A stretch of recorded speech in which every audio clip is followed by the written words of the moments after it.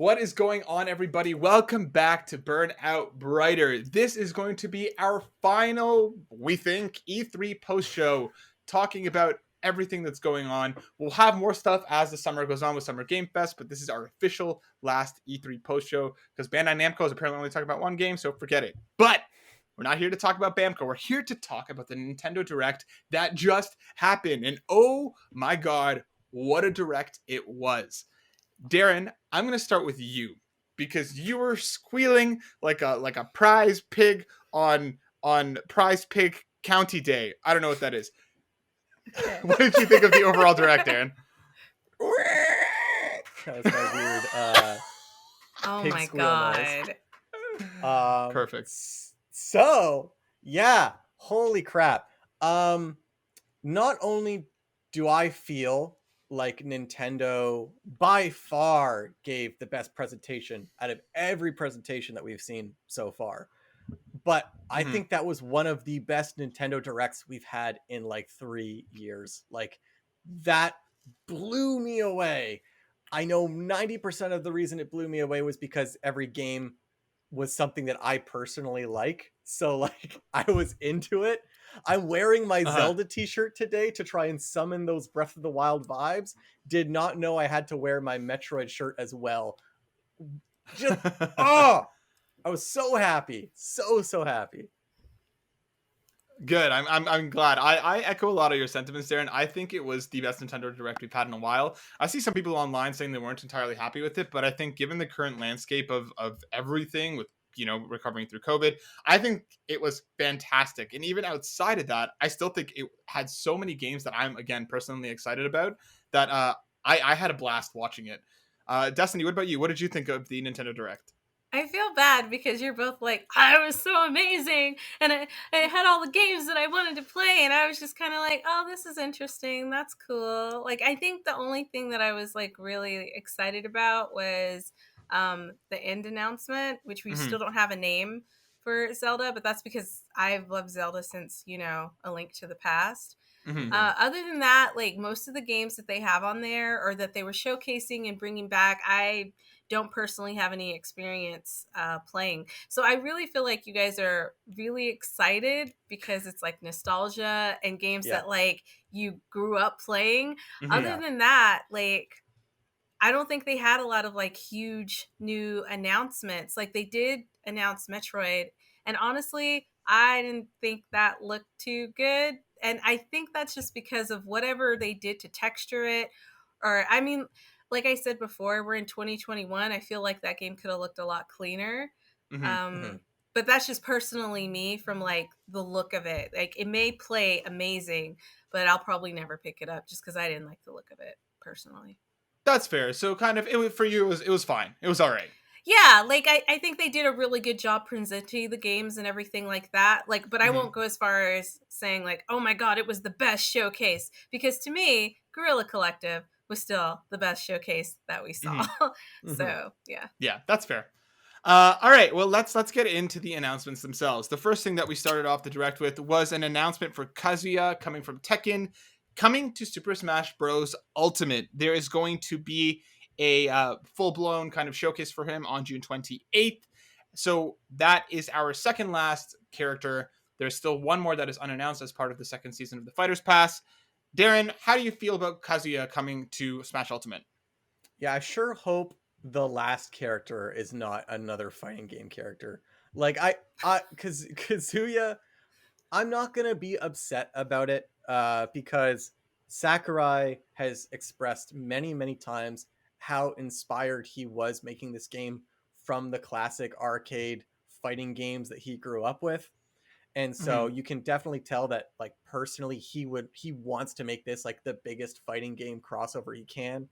We've got Street Fighter, we've got the King of Fighters, we've got well, I guess now we've got Tekken. I feel like there's another fighting game that's included that I'm forgetting about.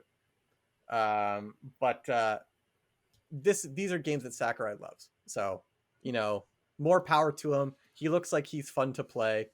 And I think I'm hoping that they're showing him next because the last character is going to be something different. But, I'm fine. I'm fine with him.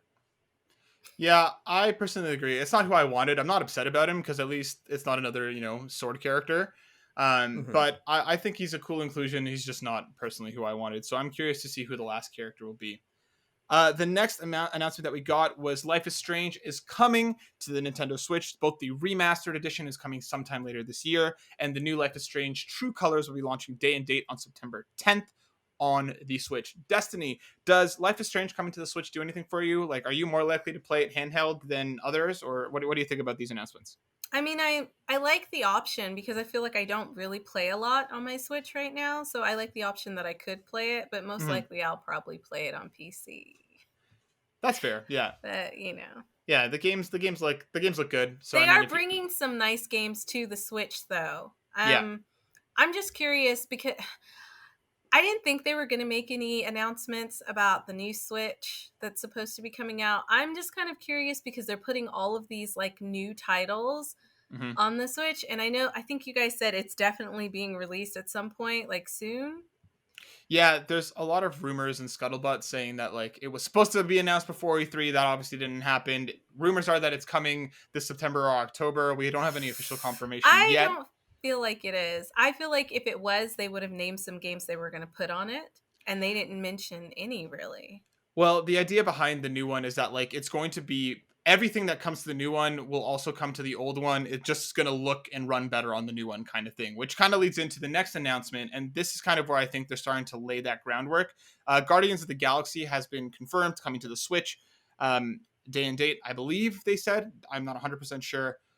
And this is kind of one of those games where I feel like this might be the beginning of what we're going to see. I'm sure it's going to be okay on the Switch, but this really feels to me like a Switch Pro game. Uh, Darren, what do you think about Guardians of the Galaxy coming to Switch, and how do you think it's going to run? Yeah. So jumping off of Destiny, what she was saying as well is I kind of agree. Like with Nintendo rumors, I think they're really hard to gauge whether they're correct or not because Nintendo doesn't normally make decisions that I think are easily predictable.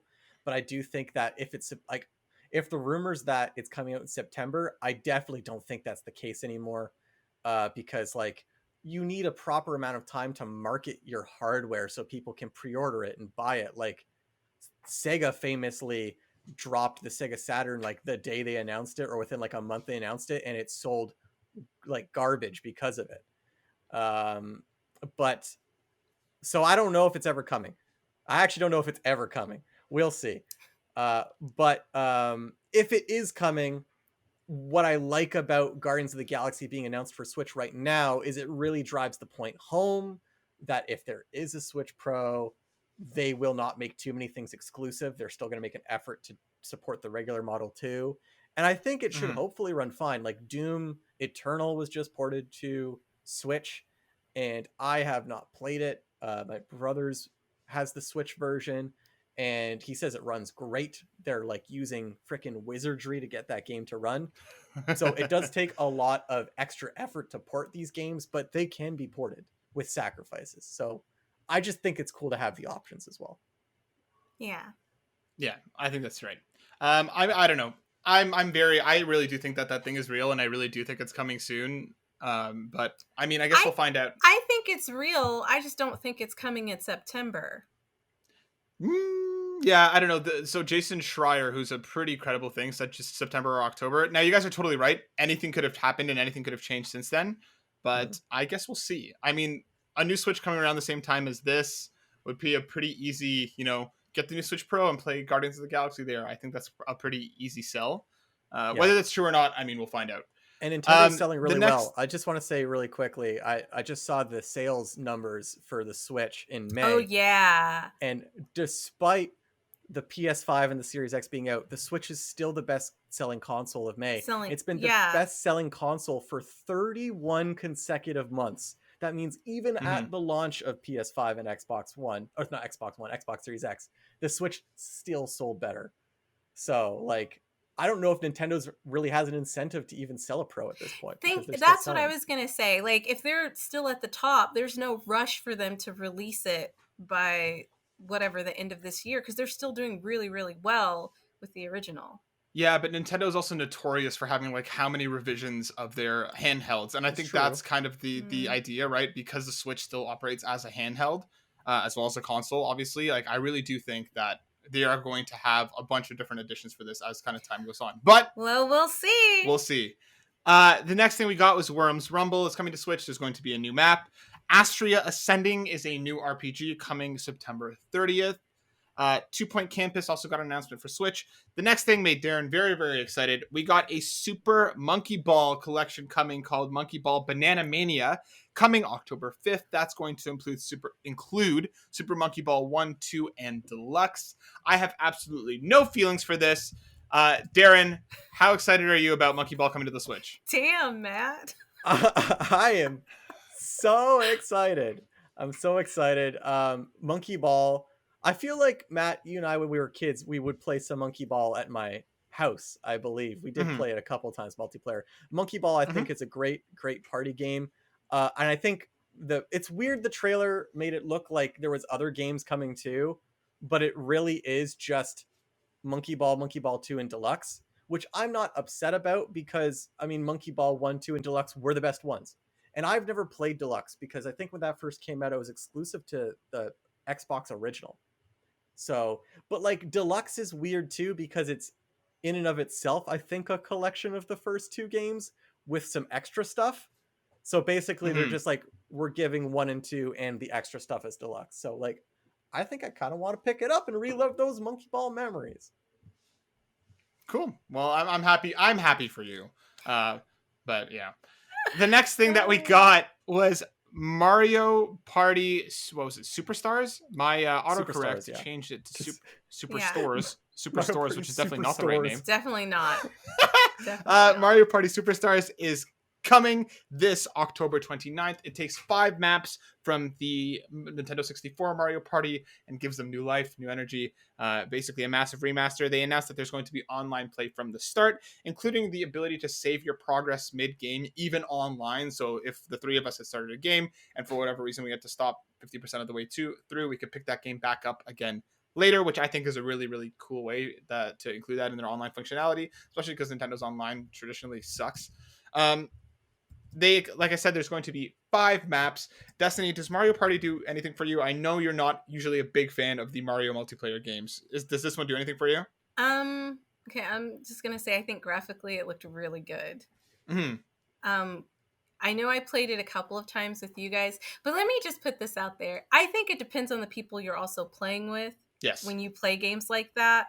So I don't think my experience was always that great just because of like that. But I think the game itself and the idea of like having games where you can play with other people are awesome. And I'm kind of excited that it's coming out. Like it looks good, it looks fun. And just like you said, the fact that you can play it online and pause, like if any of us need to go up or do something and we can start back where we were, I think that's really nice. So yeah, I'll probably check it out. Darren, only 5 maps. The last Mario Party infamously launched with 4 and never got any more. How do you feel about Mario Party coming with 5 remastered maps? Sorry, what? I'm counting something. 1, 2, 3, 4, 5, 6. Okay, yeah. So, yeah, I think it's hilarious that they've got 5 maps because it makes me think like they heard, okay, yeah, people are complaining Super Mario Party, it's only got 4. We need to add more maps. Let's add 1 more. That should be enough. Like, just add 1. That's all we need. That 1 will be enough to stop all the complaints. And that's a complete lie. I just double checked. The very first Mario Party game had 8 boards in it. The very first one had 8 boards, and this one only has 5. Now, mind you, like Destiny said, visually stunning. Like the game looks Mm-hmm. really good, and it's really Mm-hmm. cool to see mini games from Mario Parties 1, 2, and 3 all remastered with like proper HD graphics. Like it's really cool, and I think this is kind of what Super Mario Party should have been in the first place. But like with Mm-hmm. only 5 maps, like again, like you better have some extra modes that weren't in the original because like 5 maps is not going to last like a long time. So I'm curious as if they'll let you download other maps as they like. I don't know if this is a thing, but like that could be something that they do later, where you can actually download new maps. Yeah, people thought they were going to do that with Super Mario Party on the Switch. They're like, well, it's only 4. They're probably going to update it because with stuff like Mario Tennis, they updated stuff Right. constantly for free, but they never once Mhm. added new maps to download. So Yeah. I Hopefully, want to assume they won't do that this time. I mean, I kind of hope that they learn their lesson after Super Mario Party, because traditionally Mario Party sells quite well. Hopefully they learn the lesson and we'll get some more maps. But Mario Party Superstores, aka Superstars, is coming October 29th, so get hyped for that. Then we got one of my favorite announcements from the entire Direct. We got Metroid 5, titled Metroid Dread.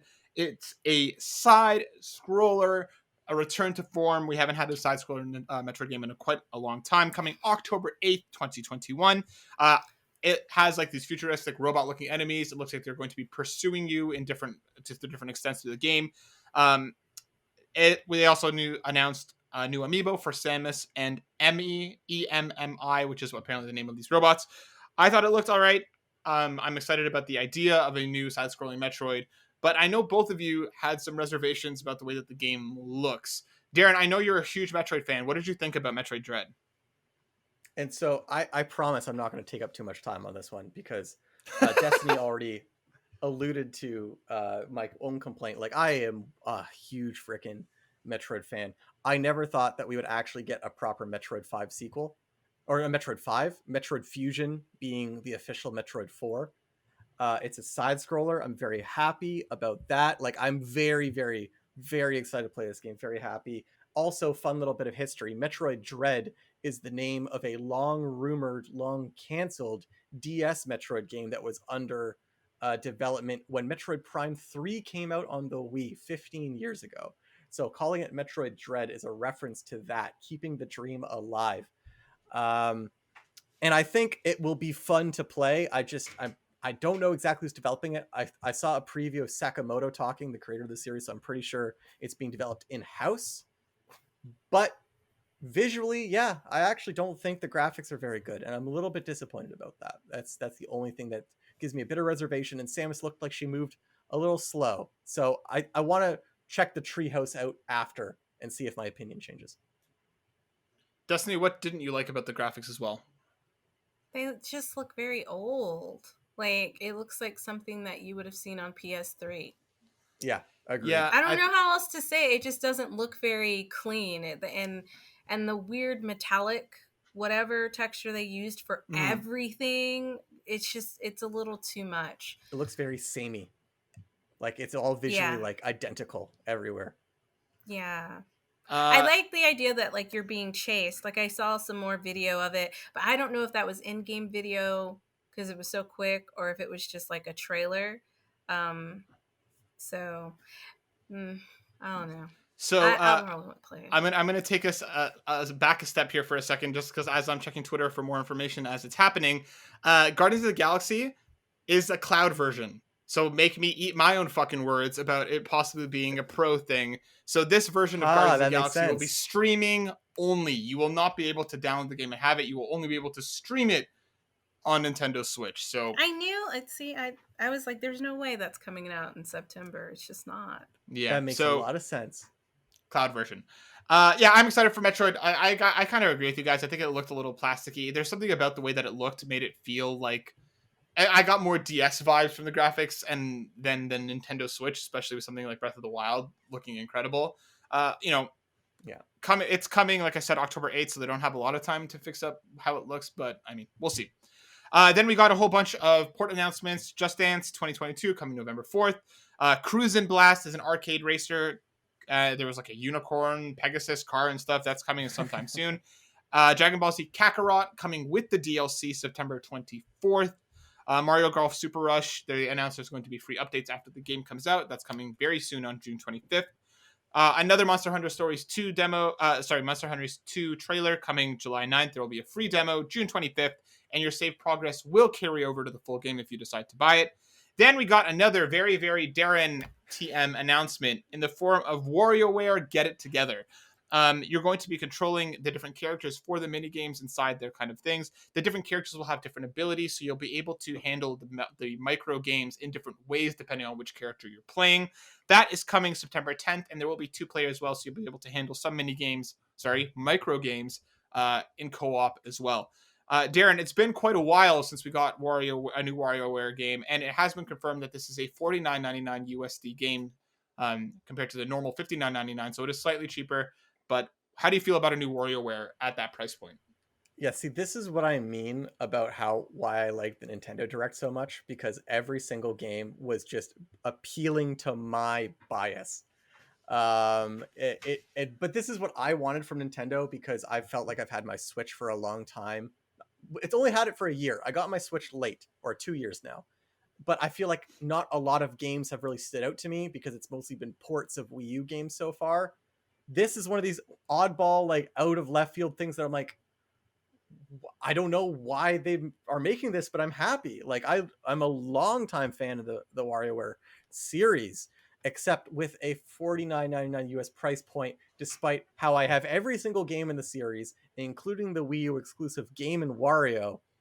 Mm-hmm. I will still wait for the reviews because it's a mini game collection, and I don't know if $50 is worth it for a mini game collection. Despite how much I love the series and its bizarreness. Yeah, it is a super weird series. I'm probably in the same boat. I'll wait for reviews before I make a decision on whether I'll be picking it up or not. Then we got something that I'm very excited about. Shin Megami Tensei 5 got a lengthy trailer. If you're not sure what SMT is, it's the original series, which Persona then spinned off of later. So SMT is traditionally a lot kind of darker and a little bit more grittier compared to Persona, also more difficult. We got some confirmation that you're going to be going into another Tokyo, like this other kind of world where you'll be going up against Ages of Demons. It looked kind of open world-ish. No random battles. You'll actually see the monsters on the map as they kind of run towards you, so you'll be able to evade them if you want. Also, third person is not the first person dungeon crawling that we've seen in that series before. The conversation system for the monsters returns, so you'll be able to talk to them after you beat the crap out of them to try and join your team and then they will level up and get better. You can also reject monsters, and that actually might increase your chances for them to join you at some points. This is coming November 12th. Pre-orders for a physical edition are coming June 21st. I'm super stoked. I've never played an SMT game, and as much as I love Persona, I'm really excited to kind of give the original series a whirl with SMT 5 coming out. Destiny, I love that you said as soon as the trailer started, this looks like a Mac game. Well, because yeah. Did this excite you whatsoever? It looks really interesting. I do like RPGs. I like the fact that it's in third person. I don't like first person, like crawling through dungeons. And one of the things that I didn't like about Persona was the random encounters, like constantly happening, and being in the same area for all of them, just going through hallways and hallways of like the same fucking dungeon is boring to me.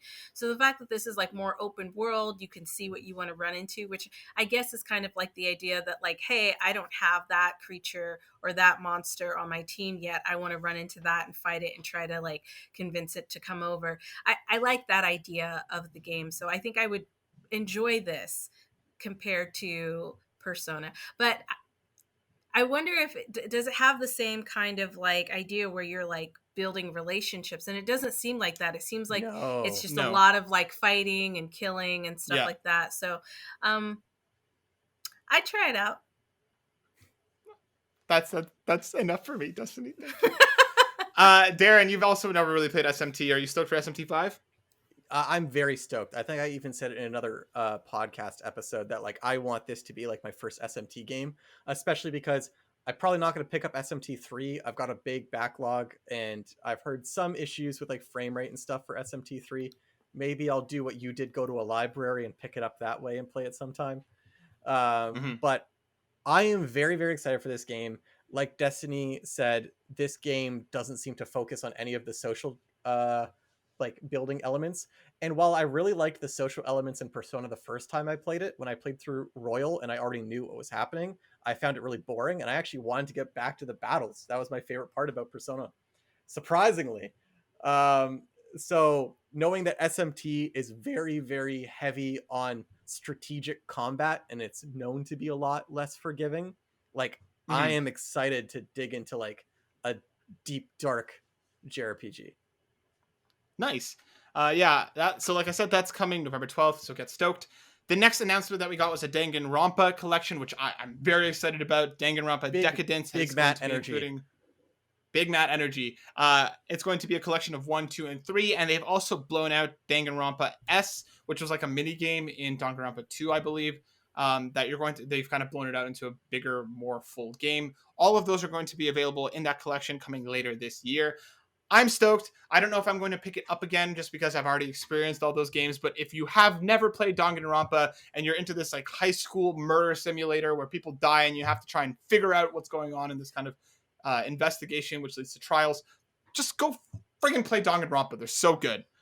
Then another announcement, what we got next, which made Darren excited.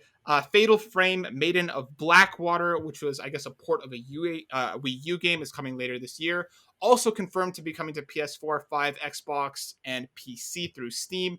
Darren, very quickly, tell me why this is important. It's just important because, yeah, it was the Fatal Frame series is a very long, rejected, outside of Japan horror game. And it's very, very classic survival horror. And I never got Fatal Frame 5, which was made into Blackwater, because it basically required a hard drive for your Wii U. And I'm like, I'm not getting a hard drive for my Wii U for like one freaking download game, because that was the problem. It was download only on the Wii U in North America. Mm-hmm. So finally a way to play it like a normal human being. Nice. Well, I'm excited for you. Then we got a whole bunch of stuff coming today or imminently. Doom Eternal DLC is coming today. Tony Hawk's Pro Skater 1 and 2, the collection, is coming on June 25th. Strange Brigade, which is some like third-person local co-op shooter, is coming today. Looked fine. We got another short trailer for Mario Rabbids. Nothing really new there. Still coming 2022.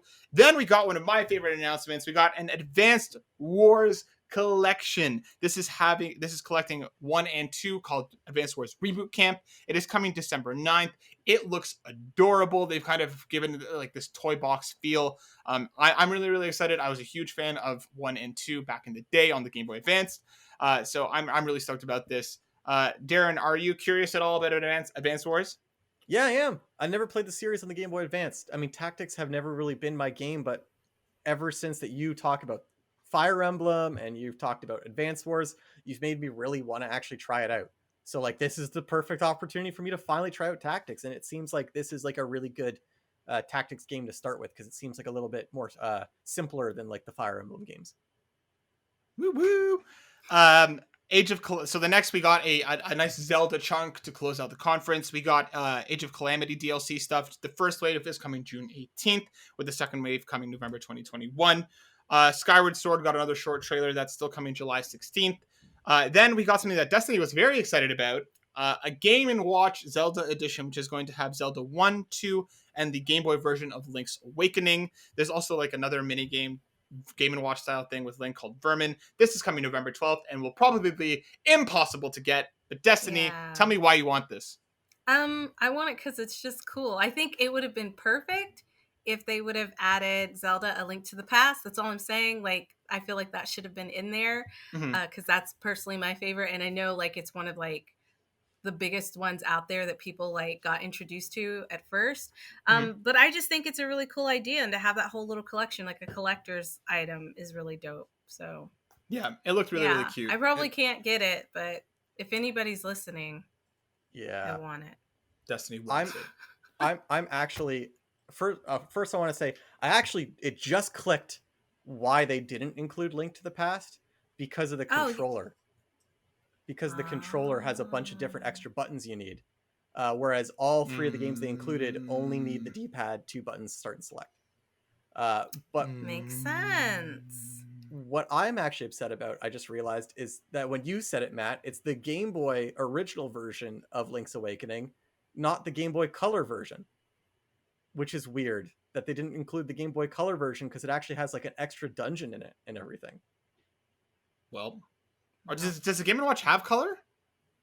Well, Link's the when they showed the footage of Zelda 1 and 2, it had color, and the clock screen itself has color.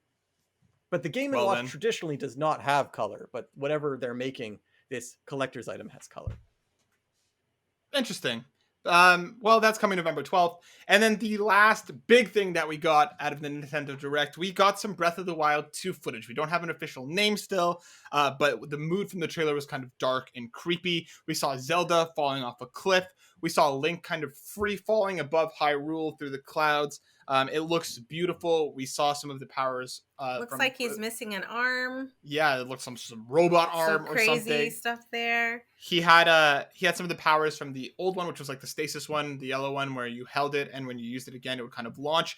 We saw we saw a new power which had like Link almost like warping through like a world, platform, yeah. like almost like swimming through it. It looked really, really interesting. Hyrule Castle got like lifted up into the sky. It looked very dark and dour. We got another confirmation for 2022, and they said that this is going to be including the skies above Hyrule as well as the Hyrule that we got in Breath of the Wild. I personally am very, very excited for this. I wish we got a little more out of it, considering we haven't seen it in quite a while. Like a name. Yeah. Yeah. But with it coming in would be 2022. nice. It's still a little while out, but I think it looks awesome. Darren, what did you think of what we saw from Breath of the Wild 2? Yeah, it looks like they've actually improved the graphics more too. There's something about it that just looked a lot more visually striking than the original, and I'm just very excited to explore the sky. It looked super creepy. They were like playing music in reverse, and Link looked like he had his like arm missing. Just like it looks like Nintendo's trying to take like a darker tone with the series, and I am all about it because we have not had like a dark Zelda game since Majora's Mask, and I really miss that tone for the Zelda series. And the only thing I would have liked to see is, like you said, some more gameplay, because I want to see if they made any changes to like the shrine system. Have they added more dungeons? Have they added more items to collect? It looks like they added more enemy variety in a couple shots, but that's about all we've seen. Destiny, what about you?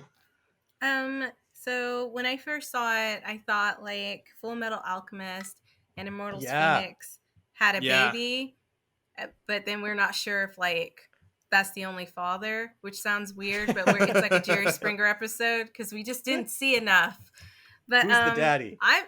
Who's the daddy, right? So far it's between those two that I named before, but it looks really interesting. I'm hoping, like, I think the graphics look good. Mm-hmm. Okay, so Immortals Phoenix came out this year. I'm hoping by 2022, like, the graphics look fucking amazing. Do you know what I mean? Like, I want it to, like, blow me out of the water. So I'm excited about the idea of exploring. Like, obviously, we're going to explore the skies because at the end, the castle, it was a really weird, long shot. The Castle Hyrule was just sitting up in the sky. So, I'm interested in seeing like if that's the only time you're really going to go in the sky, or if you're like really going to be taking on some battles in the sky, because I didn't really see that. But I'm excited, and I want a name. I want a name so I can tag it. You know, so seriously. That's something that I was curious about too, is how kind of the traversal will work if they're adding in the skies above Hyrule. Like, I'm kind of curious whether there will be some sort of flying mechanic or how that's going to work, or if they're going to release an amiibo that lets you go up into the sky, but only from certain places, because that's what fucking Nintendo does. But I think the game looks really cool. Also, a bit of extra information coming from Twitter that they released a press release that says the Breath of the Wild 2 is aiming for 2022. So that is by no means any sort of confirmation that it's actually coming next year.